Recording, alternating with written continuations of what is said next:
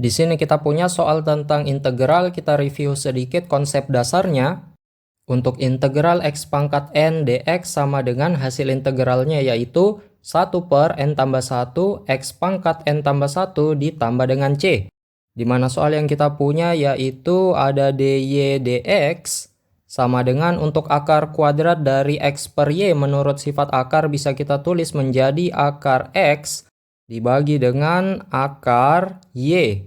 Maka dari itu kita coba kali silang, ini jadi akar y dy sama dengan akar x dx. Selanjutnya kita integralkan kedua ruas, ini menjadi integral dari untuk akar y bisa kita tulis menurut sifat perpangkatan, ini bisa ditulis jadi y pangkat 1 per 2 dy sama dengan untuk ruas kanannya juga diintegralkan. Untuk akar x itu sama saja dengan x pangkat 1 per 2 dx.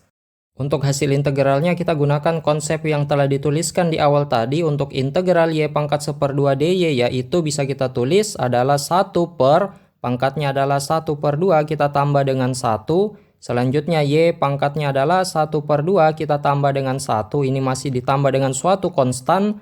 Kita misalkan saja c1 terlebih dahulu.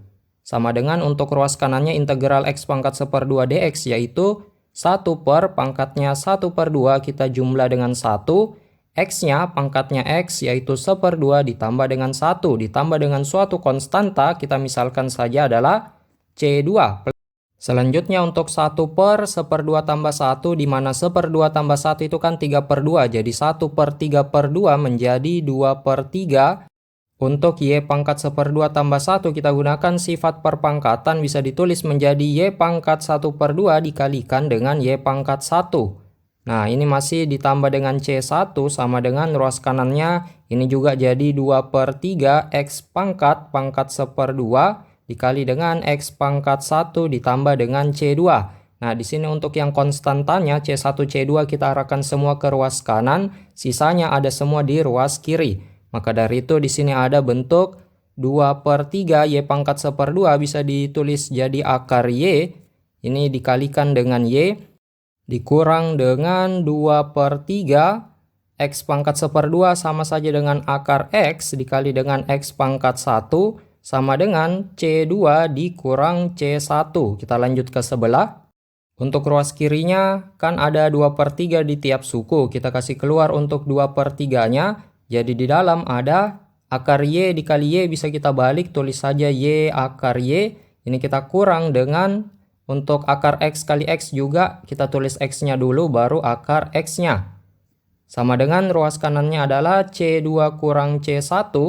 Selanjutnya kita kali 3 per 2 untuk kedua ruas. Maka jadi y akar y dikurang x akar x sama dengan di sini ada 3 dikalikan dengan C2 kurang C1 dibagi dengan 2. Nah, untuk bagian yang ini yaitu 3 dikali dengan C2 kurang C1 per 2 ini kita anggap adalah C besar. Sehingga jawaban yang tepat di sini adalah opsi B. Sampai jumpa pada pertanyaan selanjutnya.